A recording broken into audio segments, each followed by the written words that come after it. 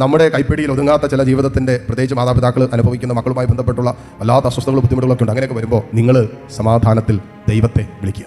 നിങ്ങൾ കടന്ന് തലകുത്തി മറിഞ്ഞും തലകുത്തി നിന്നും നിങ്ങൾ നെഞ്ചത്തടിച്ചും ചിലരുടെ അപ്പോൾ പിള്ളേരുടെ മുമ്പിൽ വെച്ചാൽ ചങ്കത്തടിക്കുന്ന പിള്ളേർ അടിച്ചോ കാരണം അവരുടെ ചങ്കത്തല്ല അടിക്കും, തലയുടെ ചങ്കത്തല്ല അടിച്ചോ ഇച്ചിരി പഴയ ശബ്ദമൊന്നും വരുന്നില്ല, ബേസ് ഇച്ചിരി കുറവാണല്ലോ. പല മാതാപിതാക്കൾക്കും പറ്റുന്ന ഒരു അപകടകരമായ അവസ്ഥയാണത്. മക്കളുടെ ജീവിതവുമായി നിങ്ങളെ വൈകാരിക മനുഷ്യനെ നിങ്ങളുടെ മനസ്സിനെ വല്ലാതെ തകർക്കുന്ന അനുഭവങ്ങൾ ഉണ്ടാകുമ്പോൾ ആ സാഹചര്യങ്ങളിൽ നിങ്ങൾ കർത്താവിൽ സമാധാനം കണ്ടെത്തിയില്ല എങ്കിൽ വിദൂര ഭാവിയിൽ അവരിൽ തിന്മ പ്രവർത്തിക്കുന്നത് പോലെ നിങ്ങളിലും തിന്മ പ്രവർത്തിക്കാൻ തുടങ്ങും. ആകുലതയുടെയും നിരാശയുടെയും അമിത ദുഃഖത്തിൻ്റെ ഒക്കെ തിന്മ നിങ്ങളെ ഭരിക്കാൻ തുടങ്ങും. പിന്നീട് നിങ്ങൾ മാരക രോഗികളായിട്ട് മാറും. അപ്പോൾ ചിലപ്പോൾ അവൾ അവസാനം നിങ്ങളുടെ പ്രാർത്ഥന കണ്ണുനീരുകൊണ്ട് ചിലപ്പോൾ അവൾ ചിലപ്പോൾ മാനസാന്തരപ്പെട്ടെന്ന് വിചാരിക്കും, അവരുടെ ലൈഫിൽ കർത്താവ് ഇടപെട്ടെന്ന് വിചാരിക്കും. അപ്പോൾ നിങ്ങളോ ഇനിയിപ്പോൾ നിങ്ങൾക്ക് വേണ്ടി ആര് പ്രാർത്ഥിക്കും? ഇവർ പ്രാർത്ഥിക്കുക നിങ്ങൾ നോക്കണ്ട കേട്ടോ.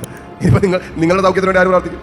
അതുകൊണ്ട് ഈ ഒരു ആത്മീയ വിവേകം നമ്മൾ സൂക്ഷിക്കേണ്ടതുണ്ട്. പ്രത്യേകിച്ച് മാതാപിതാക്കളോട് ഞാനത് പറയാനുള്ള കാരണം ഒത്തിരി മാതാപിതാക്കളും മക്കളെ ഓർത്ത് രാവും പകലും കണ്ണുനീര് കുടിക്കുന്ന മാതാപിതാക്കളുണ്ട്.